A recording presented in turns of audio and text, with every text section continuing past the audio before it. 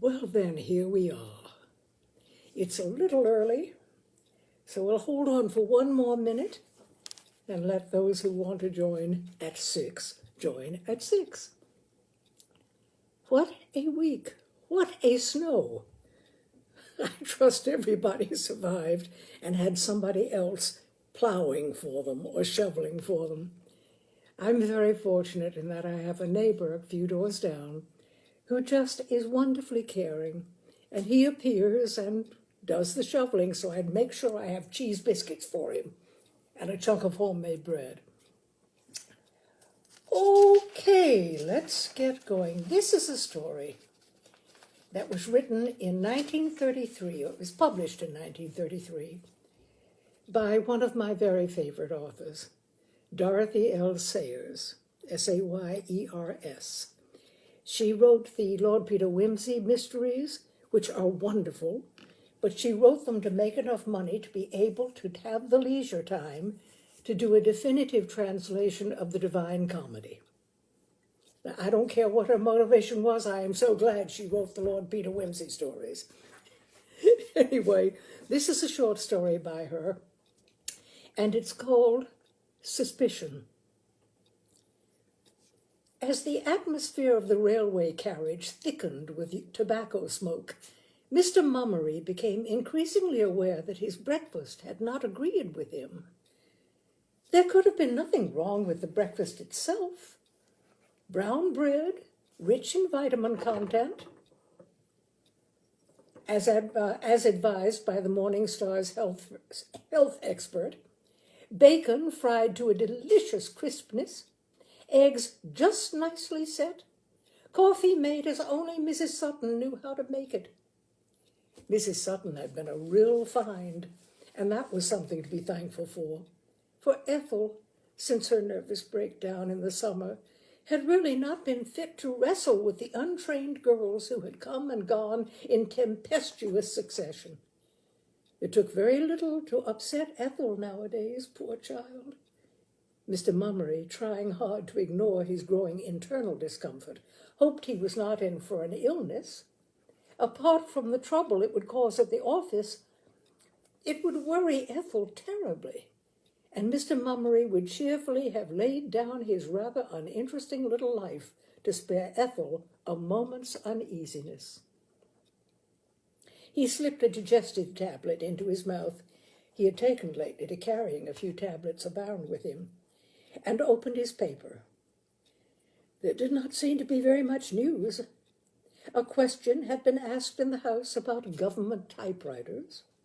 The Prince of Wales had smilingly opened an all-British exhibition of footwear. A further split had occurred in the Liberal Party. The police were still looking for the woman who was supposed to have poisoned a family in Lincoln. 2 girls had been trapped in a burning factory. A film star had obtained her 4th decree nisi. At Paragon Station, Mr. Mummery descended and took a tram. The internal discomfort was taking the turn of the form of a definite nausea. Happily, he contrived to reach his office before the worst occurred. He was seated at his desk, pale but in control of himself, when his partner came breezing in. "Morning, Mummery," said Mr. Brooks in his loud tones, adding inevitably, "Cold enough for you?" "Quite," replied Mr. Mummery. "Unpleasantly raw, in fact." Beastly, said Mr. Brooks. "Your bulbs all in?" "Not quite all," confessed Mr. Mummery. "As a matter of fact, I haven't been feeling—" "Pity," interrupted his partner. "Great pity. Ought to get 'em in early. Mine were in last week. My little place will be a picture in the spring. For a town garden, that is. You're lucky, living in the country. Find it better than Hull, I expect, eh? Though we get plenty of fresh air up in the avenues. How's the missus?" "Thank you, she's very much better." "Glad to hear that, very glad. Hope we shall have her about again this winter, as usual. Can't do without her in the drama society, you know. By Jove, I shan't forget her acting last year in Romance. She and young Welbeck positively brought the house down, didn't they? The Welbecks were asking after her only yesterday. Thank you, yes. I hope she will soon be able to take up her social activities again. But the doctor says she mustn't overdo it. No worry, he says. That's the important thing. She is to go easy and not rush about or undertake too much. Quite right, quite right. Worry's the devil and all. I got out worry years ago, and look at me, fit as a fiddle. For all I shan't see 50 again. You are not looking altogether the thing, by the way. A touch of dyspepsia, said Mr. Mummery. Nothing much. Chill on the liver, that's what I put it down to. That's what it is, said Mr. Brooks, seizing his opportunity. Is life worth living? It depends upon the liver. Well now. We must do a spot of work, I suppose. Where's that lease at Faraby's? Mr. Mummery, who did not feel at his conversational best that morning, rather welcomed this suggestion, and for half an hour was allowed to proceed in peace with the duties of an estate agent. Presently, however, Mr. Brooks burst into speech again. By the way, he said abruptly, I suppose your wife doesn't know of a good cook, does she? Well, no, replied Mr. Mummery. They aren't as easy to find nowadays. In fact, we've only just got suited ourselves. But why? Surely your old cookie isn't leaving you? Good Lord, no, Mr. Brooks laughed heartily. It would take an earthquake to shake off old cookie. No, it's for the Phillipsons. Their girl's getting married. That's the worst of girls. I said to Phillipson, you mind what you're doing, I said. Get somebody you know something about, or you may find yourself landed with this poisoning woman. What's her name? Andrews.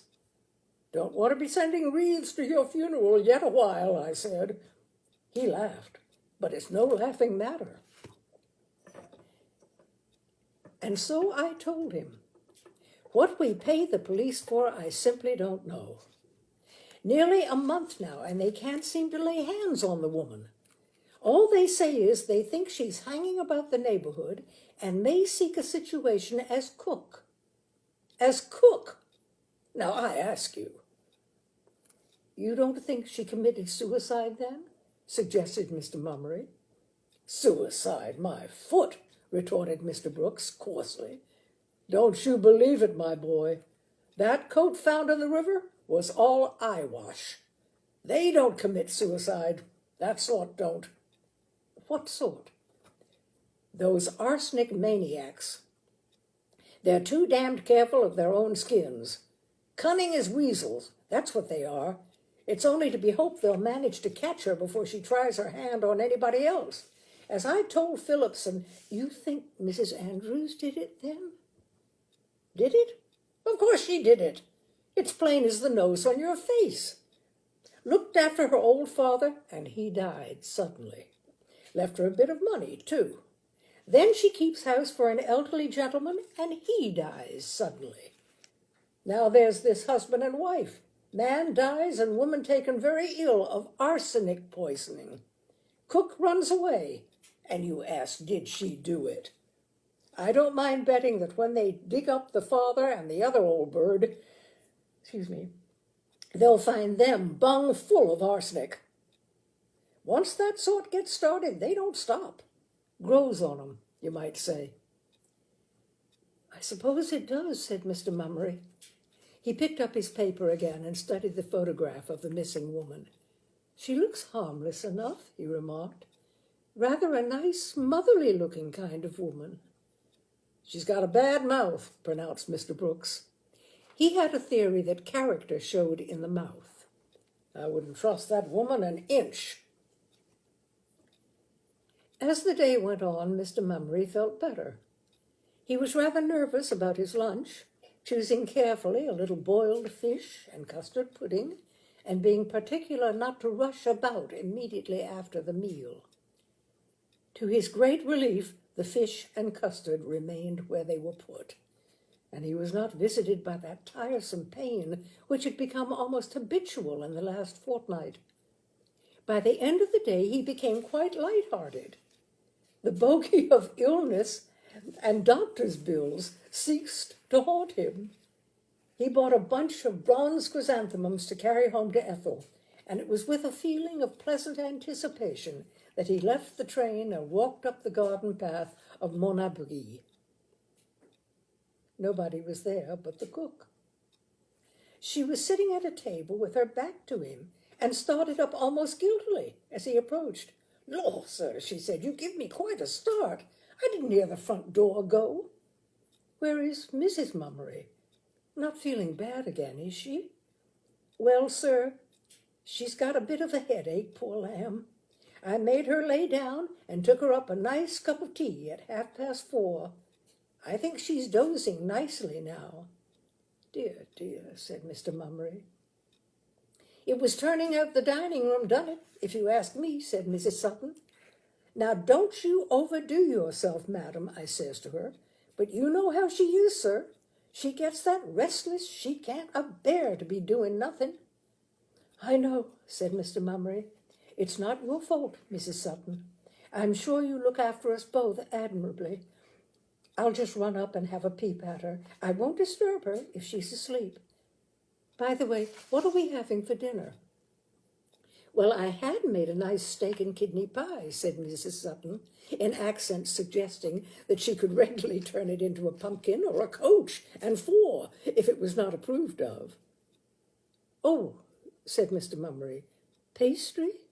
Well, you'll find it beautiful and light," protested the cook, whisking open the oven door for Mr. Mummery to see. "And it's made with butter, sir, you having said that you found lard indigestible." Thank you, said Mr. Mummery. "I'm sure it will be most excellent. I haven't been feeling altogether the thing just lately, and lard does not seem to suit me nowadays." "Well, it don't suit some people, and that's a fact," agreed Mrs. Sutton. "I shouldn't wonder if you've got a bit of a chill on the liver.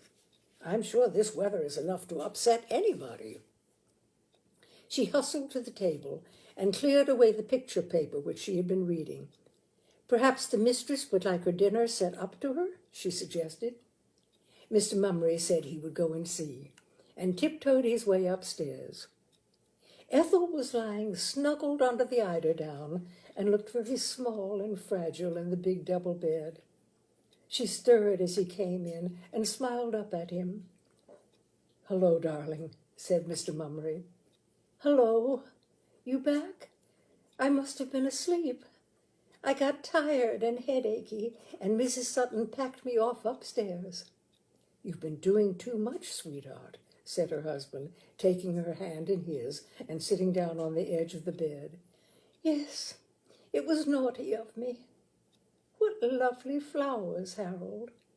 All for me?" "All for you, Tiddlywinks," said Mr. Mummery tenderly. "Don't I deserve something for that?" Mrs. Mummery smiled, and Mr. Mummery took his reward several times over. "That's quite enough, you sentimental old thing," said Mrs. Mummery.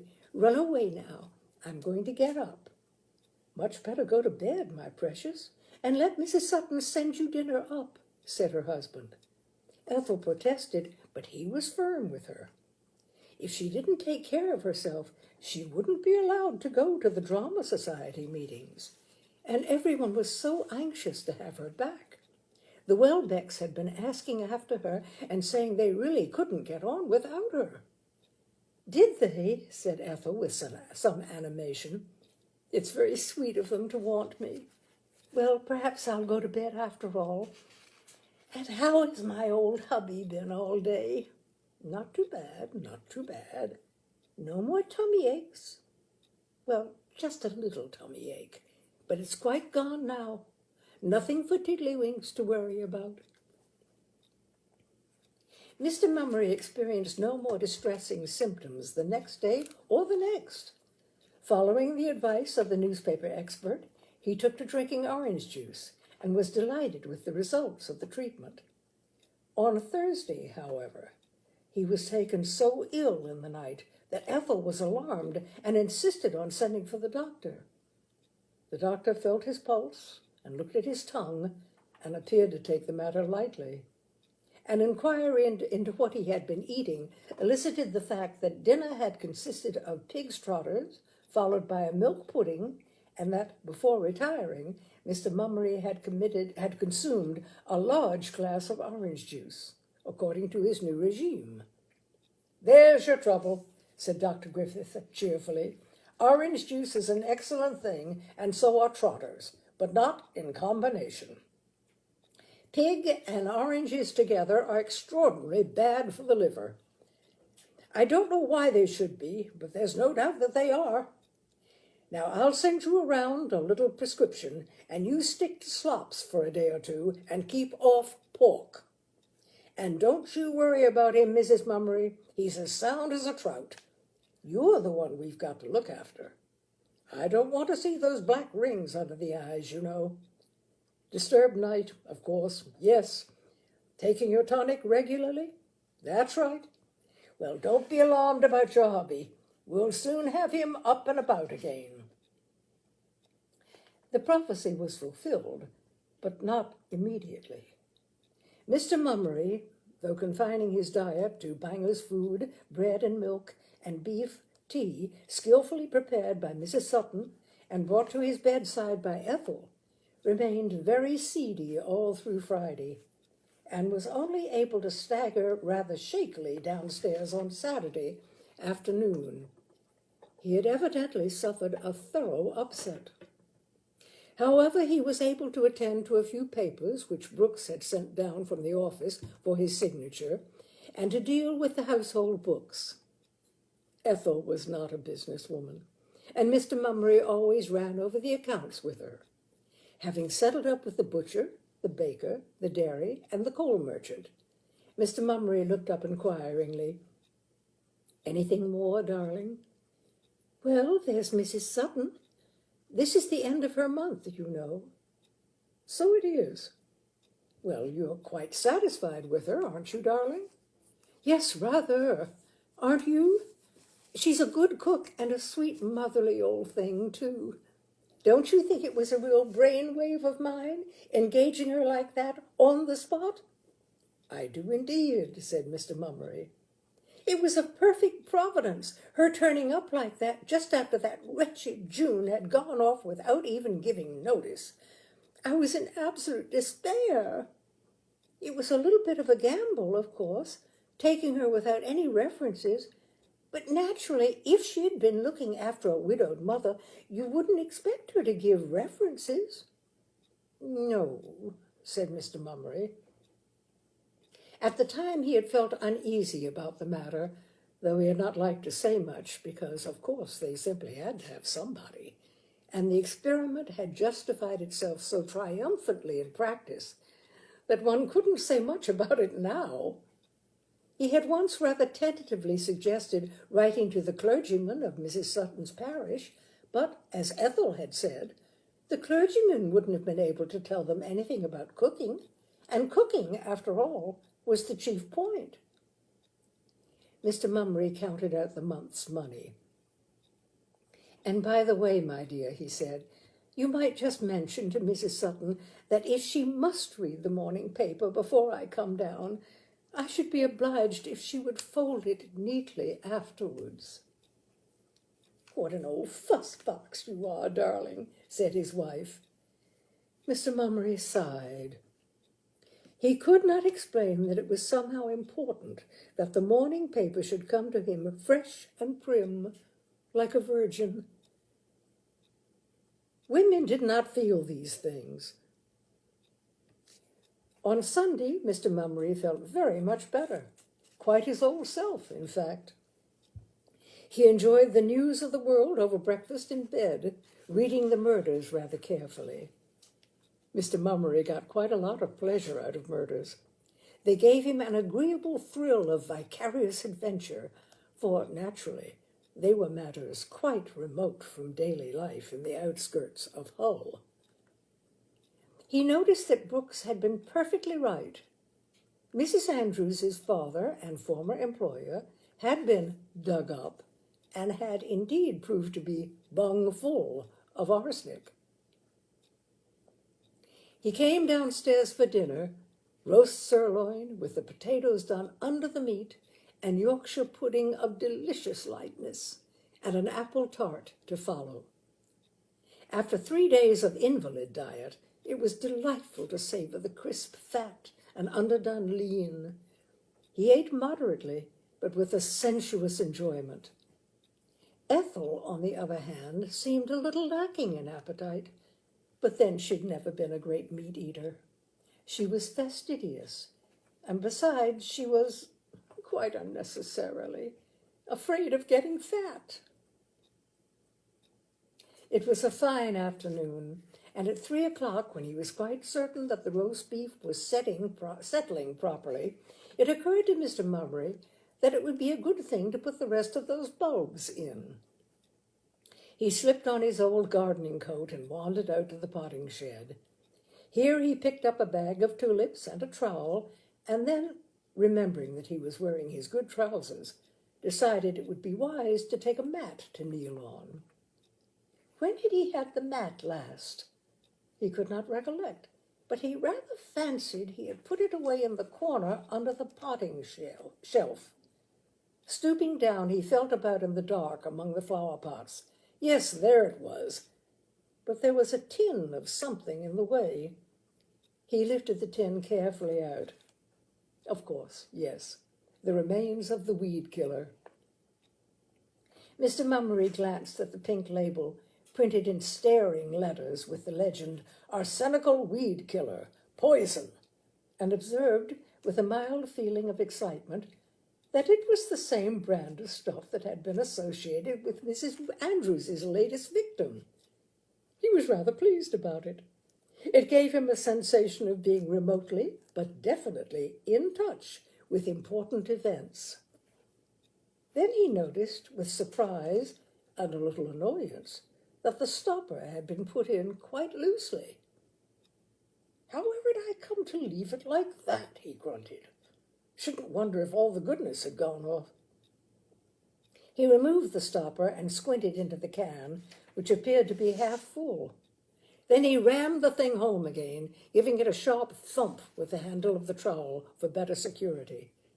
After that, he washed his hands carefully at the scullery tap, for he did not believe in taking risks.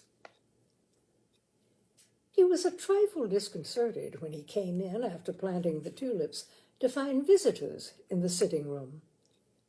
He was always pleased to see Mrs. Welbeck and her son, but he would rather have had warning so that he could have scrubbed the garden mold out of his nails more thoroughly. Not that Mrs. Welbeck appeared to notice. She was a talkative woman and paid little attention to anything but her own conversation. Much to Mr. Mummery's annoyance, she chose to prattle about the Lincoln poisoning case. A most unsuitable subject for the tea-table, thought Mr. Mummery, at the best of times. His own upset was vivid enough in his memory to make him queasy over the discussion of medical symptoms, and besides, this kind of talk was not good for Ethel. After all, the poisoner was still supposed to be in the neighborhood. It was enough to make even a strong-nerved woman uneasy. A glance at Ethel showed him that she was looking quite white and tremulous. He must stop Mrs. Welbeck somehow, or there would be a repetition of one of the old, dreadful, hysterical scenes. He broke into the conversation with a violent abruptness. "Those forsythia cuttings, Mrs. Welbeck," he said. "Now is just about the time to take them. If you care to come down the garden, I will get them for you." He saw a relieved glance pass between Ethel and young Welbeck. Evidently the boy understood the situation and was chafing at his mother's tactlessness. Mrs. Welbeck, brought up all standing, gasped slightly and then veered off with obliging readiness on the new tack. She accompanied her host down the garden and chatted cheerfully about horticulture while he selected and trimmed the cuttings. She complimented Mr. Mummery on the immaculacy of his gravel paths. "I simply cannot keep the weeds down," she said. Mr. Mummery mentioned the weed killer and praised its efficacy. "That stuff!" Mrs. Welbeck stared at him. Then she shuddered. "I wouldn't have it in my place for £1,000, she said with emphasis. Mr. Mummery smiled. Oh, we keep it well away from the house, he said, even if I were a careless sort of person. He broke off. The recollection of the loosened stopper had come to him suddenly, and it was as though deep down in his mind some obscure assembling of ideas had taken place.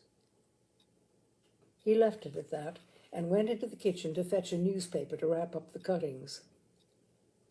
Their approach to the house had evidently been seen from the sitting-room window, for when they entered, young Welbeck was already on his feet and holding Ethel's hand in the act of saying goodbye.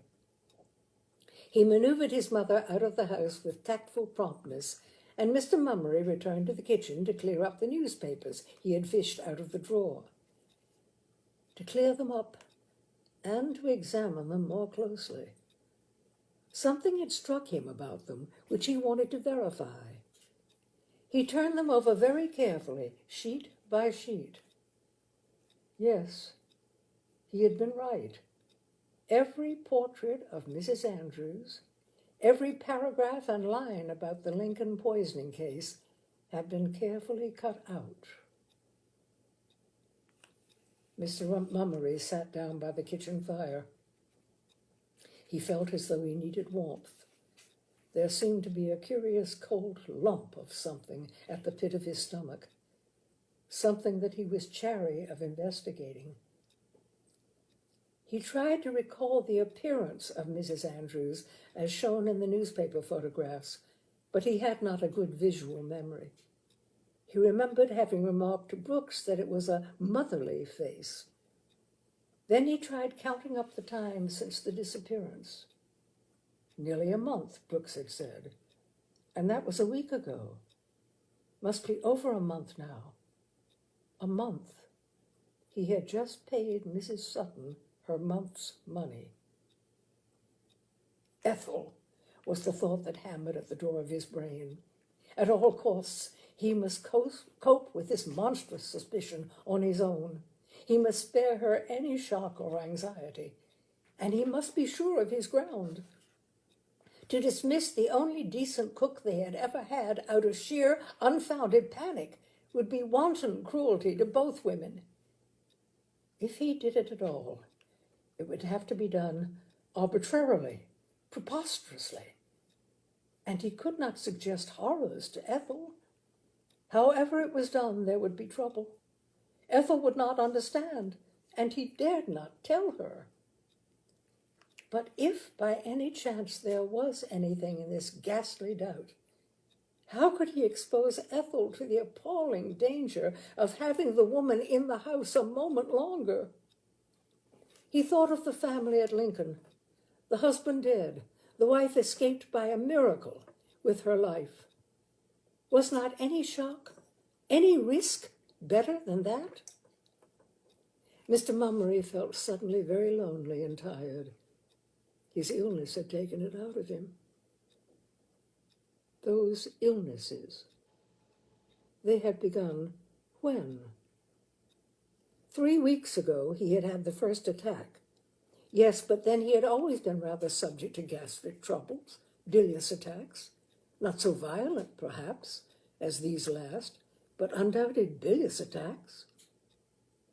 He pulled himself together and went rather heavily into the sitting room.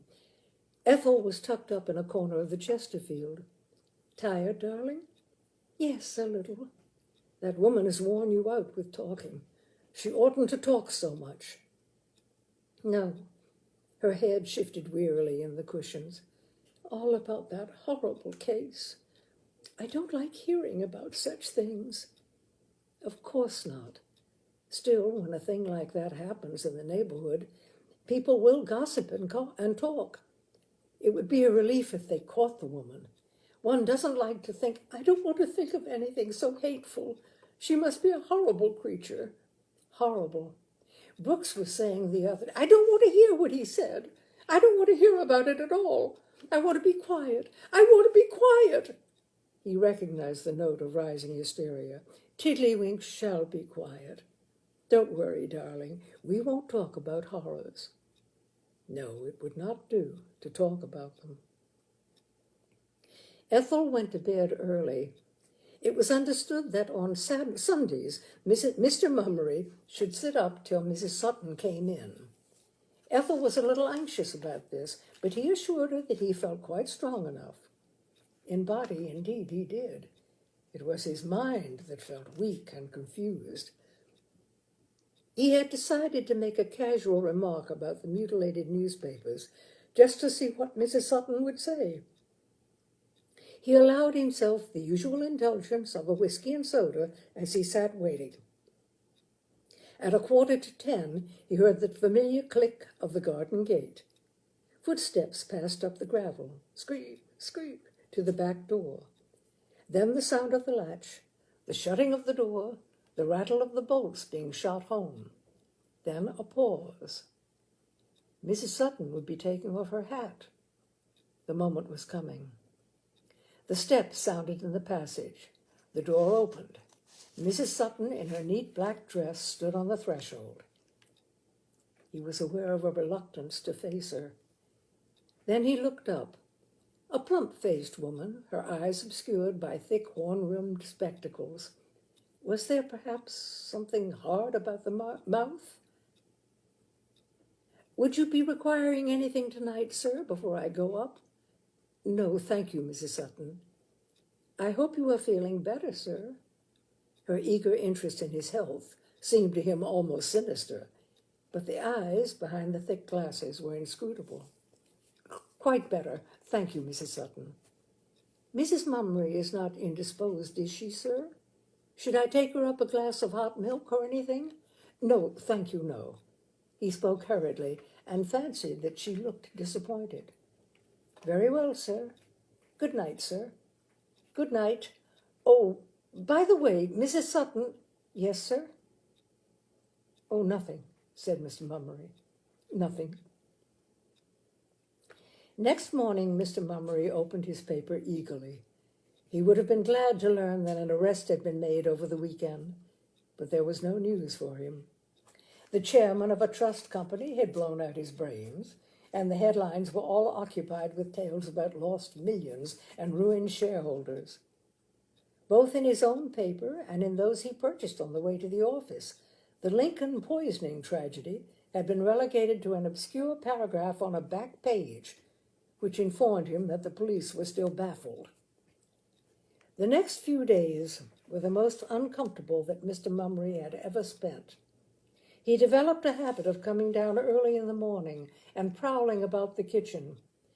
This made Ethel nervous, but Mrs. Sutton offered no remark. She watched him tolerantly, even, he thought, with something like amusement. After all, it was ridiculous.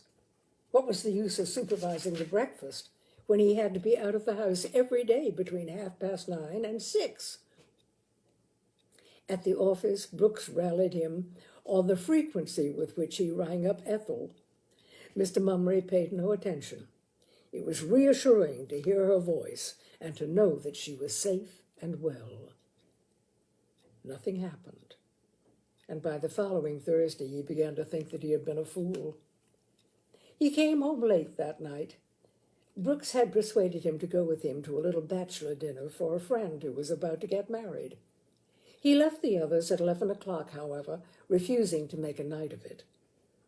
The household was in bed when he got back, but a note from Mrs. Sutton lay on the table informing him that there was cocoa for him in the kitchen ready for hotting up.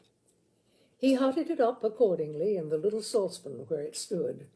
There was just one good cupful.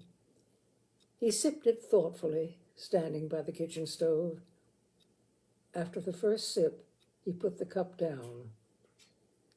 Was it his fancy, or was there something queer about the taste? He sipped it again, rolling it upon his tongue. It seemed to him to have a faint tang, metallic and unpleasant. In a sudden dread, he ran out to the scullery and spat out the mouthful into the sink. After this, he stood quite still for a moment or two. Then, with a curious deliberation, as though his movements had been dictated to him, he fetched an empty medicine bottle from the pantry shelf, rinsed it under the tap, and tipped the contents of the cup carefully into it. He slipped the bottle into his coat pocket and moved on tiptoe to the back door. The bolts were difficult to draw without noise, but he managed it at last. Still on tiptoe, he stole across the garden to the potting shed. Stooping down, he struck a match. He knew exactly where he had left the tin of weed killer, under the shelf behind the pots at the back. Cautiously, he lifted it out. The match flared up and burnt his fingers, but before he could light another, his sense of touch had told him what he wanted to know. The stopper was loose again. Panic seized Mr. Mummery. Standing there in the earthy-smelling shed, in his dress suit and overcoat, holding the tin in one hand and the matchbox in the other. He wanted very badly to run and tell somebody what he had discovered. Instead, he replaced the tin exactly where he had found it and went back to the house. As he crossed the garden again, he noticed a light in Mrs. Sutton's bedroom window. This terrified him more than anything which had gone before. Was she watching him? Ethel's window was dark. If she had drunk anything deadly, there would be lights everywhere, movements, calls for the doctor, just as when he himself had been attacked. Attacked. That was the right word, he thought. Still with the same odd presence of mind and precision, he went in, washed out the utensils, and made a second brew of cocoa, which he left standing in the saucepan. He crept quietly to his bedroom. Ethel's voice greeted him on the threshold. "How late you are, Harold! Naughty old boy! Have a good time?" "Not bad. You all right, darling?" "Quite all right. Did Mrs. Sutton leave something hot for you? She said she would." "Yes, but I wasn't thirsty." Ethel laughed. "Oh, it was that sort of party, was it?" Mr. Mummery did not attempt any denials. He undressed and got into bed and clutched his wife to him as though defying death and hell to take her from him. Next morning he would act. He thanked God that he was not too late. Mr. Dimthorpe, the chemist, was a great friend of Mr. Mummery's. They had often sat together in the untidy little shop on Springbank and exchanged views on greenfly and clubroot. Mr. Mummery told his story frankly to Mr. Dimthorpe and handed over the bottle of cocoa. Mr. Dimthorpe congratulated him on his prudence and intelligence. "I will have it ready for you by this evening," he said, "and if it's what you think it is, we shall have a clear case on which to take action." Mr. Mummery thanked him and was extremely vague and inattentive at business all day, but that hardly mattered, for Mr. Brooks, who had seen the party through to a riotous end in the small hours, was in no very observant mood. At 4:30, Mr. Mummery shut up his desk decisively and announced that he was off early. He had a call to make. Mr. Dimthorpe was ready for him. "No doubt about it," he said. "I used Marsh's test. It's a heavy dose. No wonder you tasted it. Look, here's the mirror. There must be 4 or 5 grains of pure arsenic in that bottle. You can see for yourself." Mr. Mummery gazed at the little glass tube with its ominous purple-black stain. "Will you ring up the police from here?" asked the chemist. "No," said Mr. Mummery. "No, I want to get home. God knows what's happening there, and I've only just time to catch my train." "All right," said Mr. Dimthorpe, "leave it to me. I'll ring them up for you." The local train did not go fast enough for Mr. Mummery. Ethel, poisoned, dying, dead. Ethel, poisoned, dying, dead.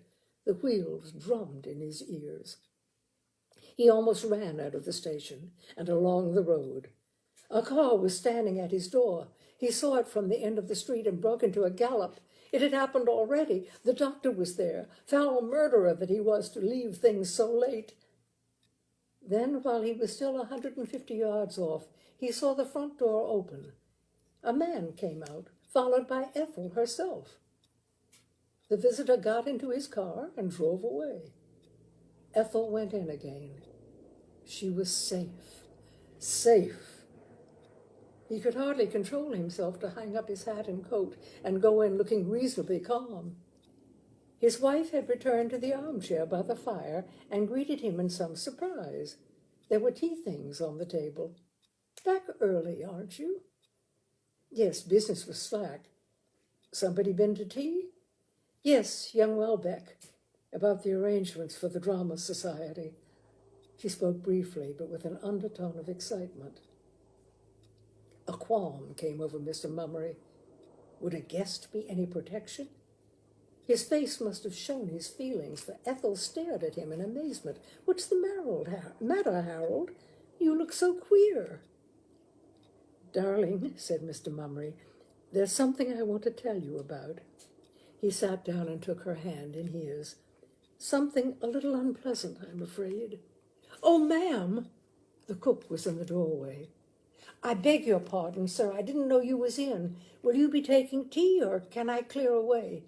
And, oh, ma'am, there was a young man at the fishmonger's, and he's just come from Grimsby, and they've caught that dreadful woman, that Mrs. Andrews. Isn't it a good thing? It's worried me dreadful to think she was going about like that, but they've caught her. Taken a job as housekeeper, she had, to 2 elderly ladies, and they found the wicked poison on her.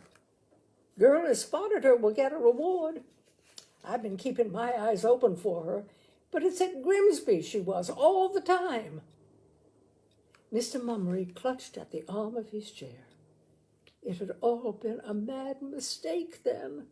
He wanted to shout or cry. He wanted to apologize to this foolish, pleasant, excited woman. All a mistake. But there had been the cocoa, Mr. Dimthorpe, Marsh's test, 5 grains of arsenic. Who then? He glanced around at his wife, and in her eyes he saw something that he had never seen before.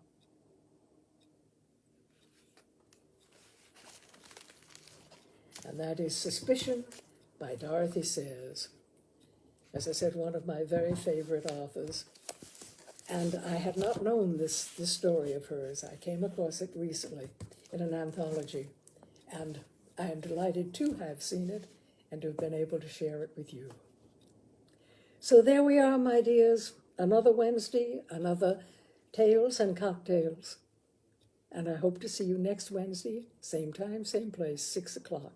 Though next Wednesday will not be National Read Aloud. Come on, Sally. National Read Aloud Day. That was today, as I was informed by Anne McCormick. Thank you, Anne. So see you next week, my dears. Bye now.